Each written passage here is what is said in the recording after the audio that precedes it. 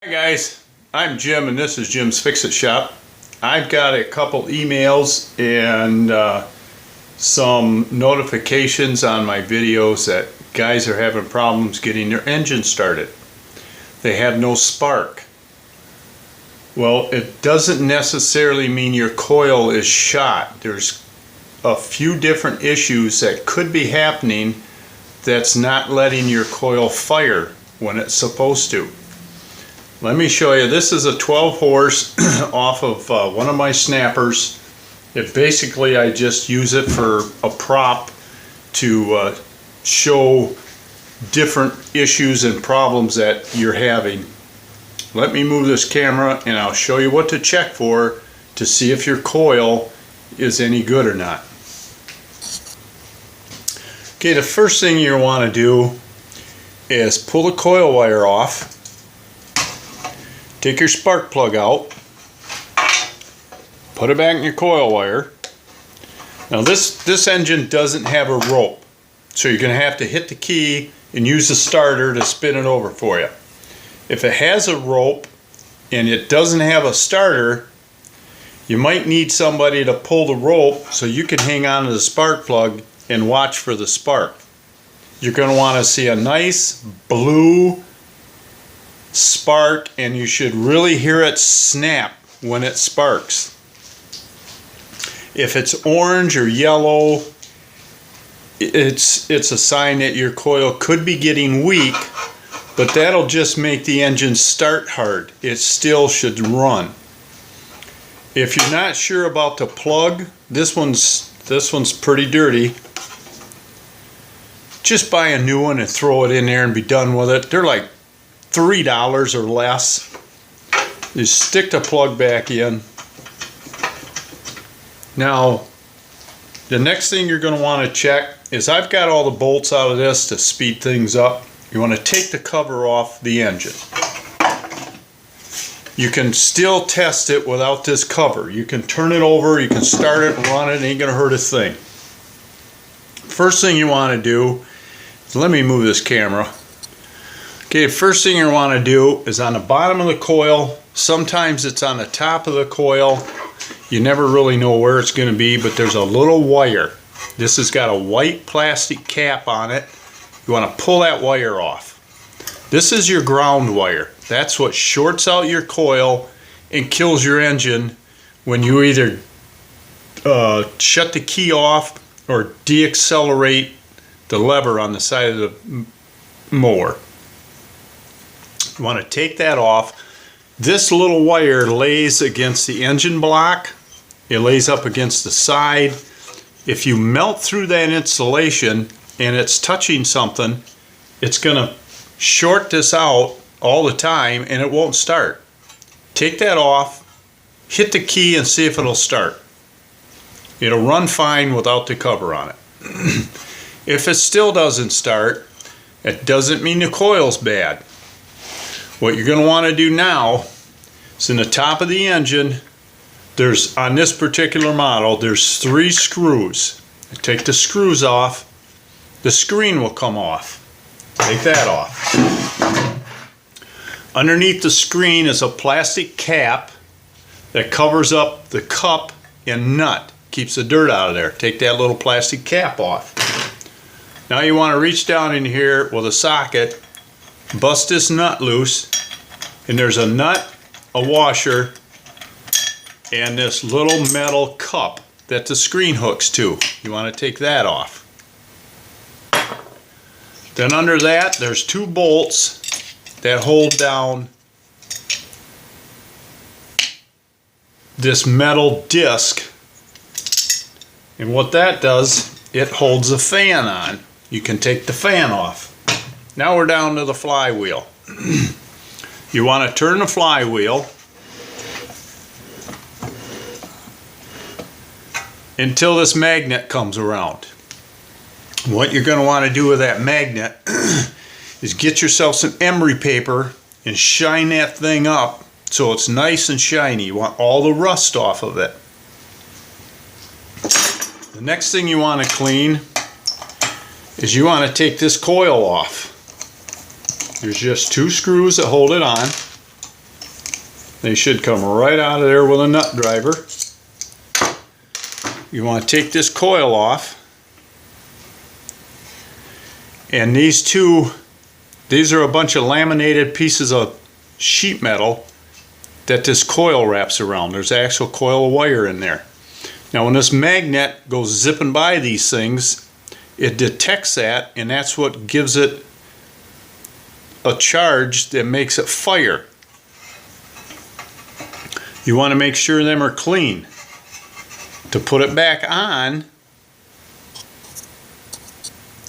now to put this back on, you can use a feeler gauge. I usually use 10 or 12 thousandths. But what works better for me is I know that these are the time. I have a time card from work. I use this all the time. Same piece. It's about 11 thousandths thick. I just use one of these. Now to get that back on there, you want to turn your magnet so the magnet lines up right where the coil is supposed to be. You put your piece of paper in there, set your coil back in place. The magnet's going to grab that coil and pull it in where it belongs. It'll hold it there for you. Put your screws back in.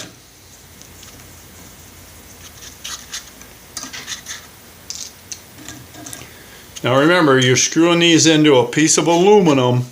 Don't over tighten them. I've had people strip them holes out or bust a side right off this tower that sticks up off the jug. You don't really need it that tight, just snug them up. Now if you turn this, that piece of paper will come right out of there. Now what you want to do, at least put your cover nut back on. Or you can put the whole thing back together. Put your fan back on. Put this plate on with the 2 bolts. Screw them in and tighten them up. Put this cup back on and put the nut on and tighten it up good. Now if you got this all clean,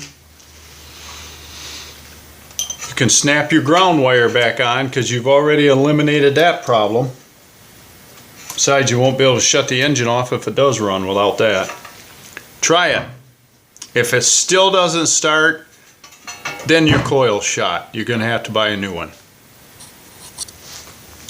Sorry to say, because they're not cheap. You're looking at probably 50 bucks for some engines. I think this particular one is around $49, $50. If you were local and you needed a part for an engine, I have boxes full of them. Whenever I have somebody bring an engine over or something wrong with it, I look at it and typically it's thrown a rod and it's busted right out through the side of the block. It breaks out right behind the starter on all of these Briggs. I'll take the engine and I'll strip it. I take the coil off, I take the head off, I'll take off the flywheels, the starter, I'll take the complete carburetor assembly off with the filter element and the box for it. I don't know if you can see this one. It just bolts on separate from the cover. Some of them they're built into the covers now. I don't keep that. If the internal parts are alright, I'll take the crank, the valves, just anything that looks like it's still usable. I'll write down the numbers off of the cover and I throw all these parts into a box. I label it and I set it on the shelf. People come over with issues or problems. I take the head off. A lot of times guys will come over and I strip the threads out of the head trying to get the spark plug out. I says, here's a used one, you can have it. I mean, I don't sell these things. Typically, I don't even work on these engines. I can buy them too cheap, brand new.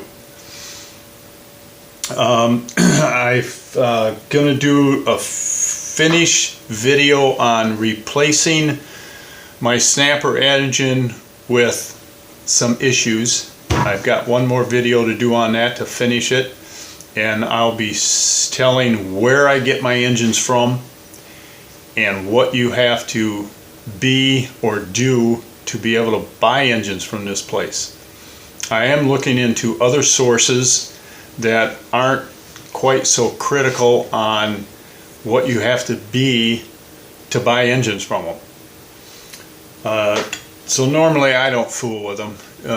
If it's something simple like maybe a cracked head or a carburetor needs rebuilding or just cleaning because it sat all winter with gas in it, I have a ultrasonic cleaner. I just pull the whole carburetor off, throw it in there, and that thing does a wonderful job cleaning carburetors. But if that still doesn't make it run, then sorry to say you're going to have to buy a coil. If you have any other issues, send me an email at jimsfixitshop@gmail.com. If you send me an email direct, send me your phone number and I'll call you and talk to you and see what kind of problems you're having. I don't necessarily think you ought to put a comment at the bottom of this video and add your phone number. That's probably not a good idea. I have had a couple guys do that. And if you're listening or watching, go back in and delete your phone number.